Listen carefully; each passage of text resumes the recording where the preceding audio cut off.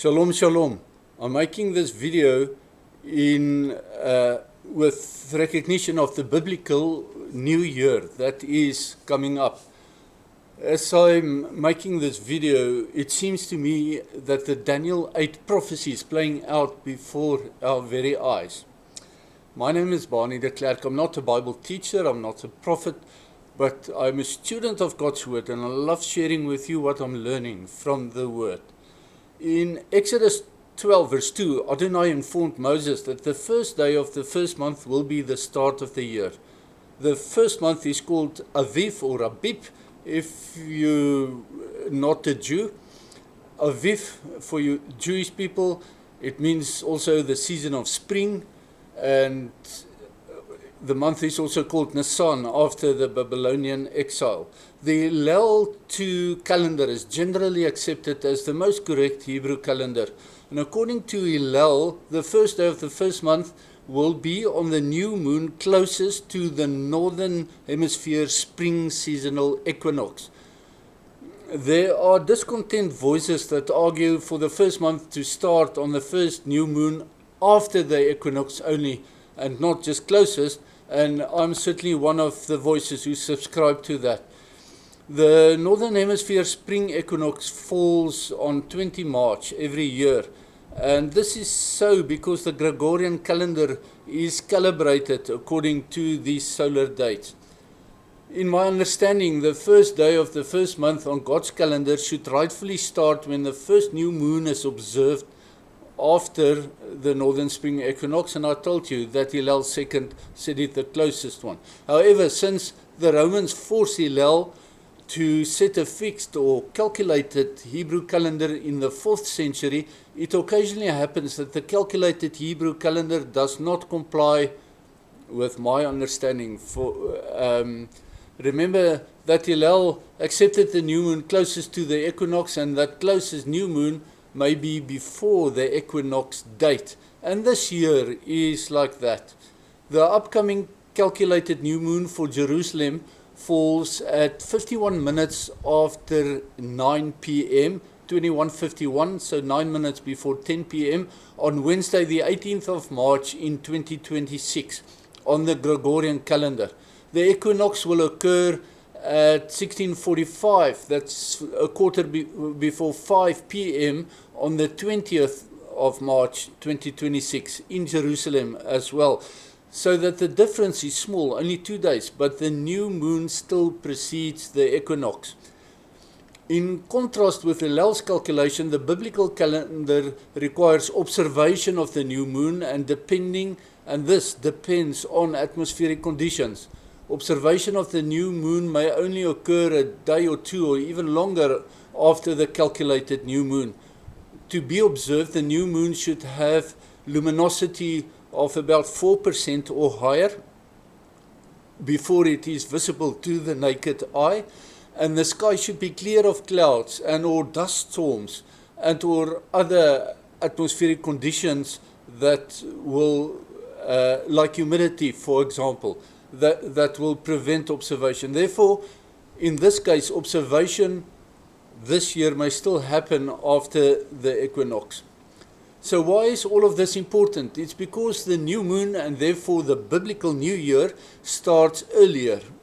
If the new moon starts earlier, before the equinox, the first fruits of the barley harvest may not be ready to be sacrificed on Bikurim, on the feast of first fruit that follows after Pesach, the biblical Passover, and the 7-day-long festival of Matzah, unleavened bread.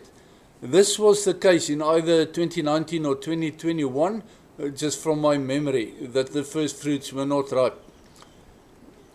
The secular Hebrew calendar year ticks over on the first day of the 7th month, so that the new month will still be considered as part of the Hebrew calendar year 5786, but rightfully the actual year number is either lagging by 6 months or it's ahead by 6 months.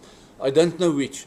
Biblically it will either tick over to 5786 now, or it will be 5787 already, but that will neither be visible nor celebrated in the secular world.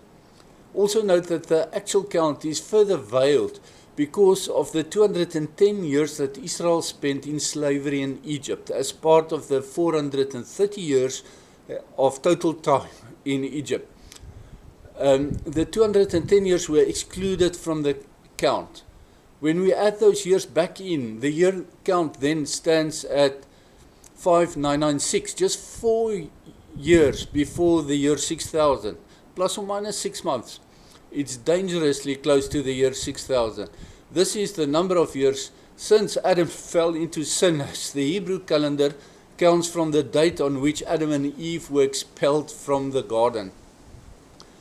Adam was about 30 to 33 years old when he fell, the exact same age that Yeshua, the Messiah, the second Adam, was when he was crucified.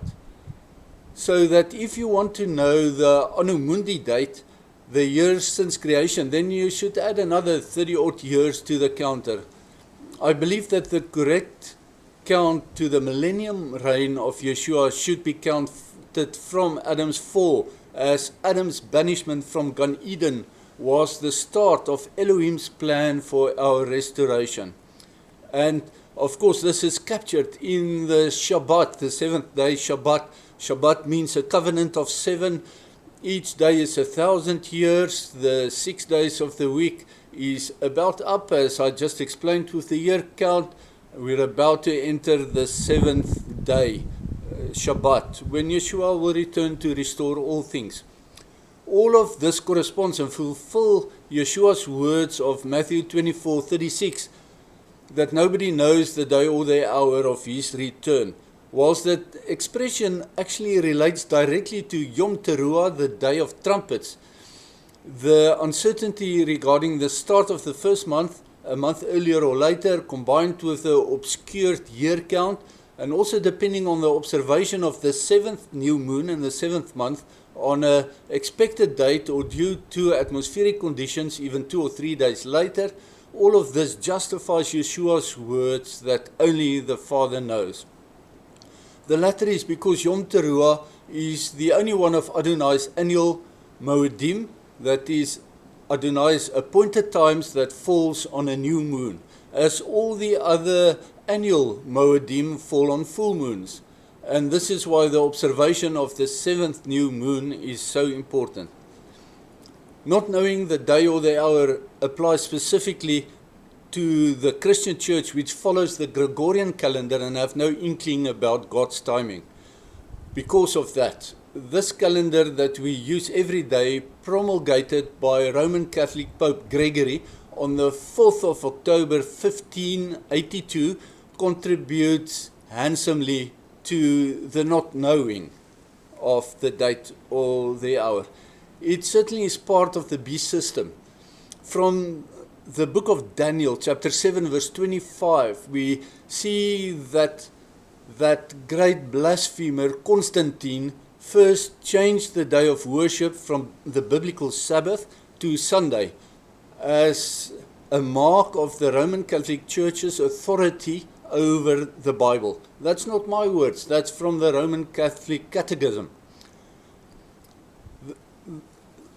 His change, Constantine's change of the day of worship, was followed by calendar changes, first by the Roman Julius Caesar and then by Roman Caesar Gregory. Some evidence of their godless changing of times and seasons remains, though. Just consider the month of September clearly must be the 7th month and not the 9th month.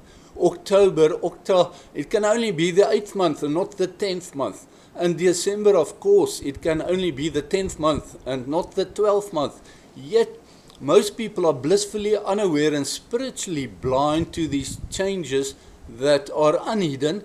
They are open for anyone with a thinking cap on to see. Lastly, I want to stress that this is my understanding, and let me be the first to confess that I'm a fallible person. That is why I search for understanding, and also why I am not going to call out a date on which I expect the return of the King. I'm merely saying that this looks to me like it is the season and that we have to make sure that we have oil for our lamps. Remember that the Gregorian calendar is a purely solar calendar. The Islamic calendar is purely lunar calendar. And this is why their months, for instance, Ramadan, as an example, is changing seasons over time. The Hebrew calendar is both lunar and solar. So that in 7 years out of a 19-year cycle, the Hebrew calendar has a 13th month known as Adar 2 or second Adar, to correlate for the 11 days difference between the lunar and the solar calendars, similar to the Gregorian calendar, which has a leap year every 4th year. And in 2024 was such a Gregorian leap year, for example. This compensates for the solar rotation and does not consider the lunar cycle at all. Hence the difference between the Gregorian and the biblical calendar. The recent and nearby future Hebrew calendar leap years will be in the Hebrew year 5787.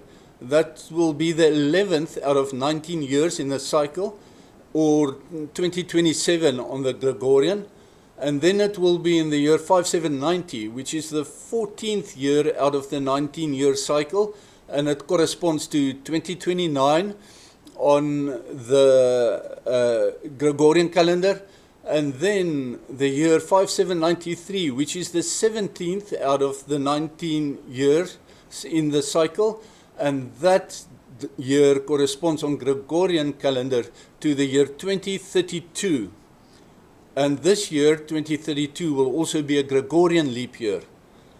The current Hebrew calendar cycle completes with its final leap year in the year 5795, which is the 19th out of 19 years in the cycle, and that corresponds to 2034 on the Gregorian calendar. The Hebrew leap year corresponds with the Gregorian leap year in 5793, which I said is 2032, and that may be meaningful. I've seen that a number of date setters called 2032 as potentially the year of Yeshua's return.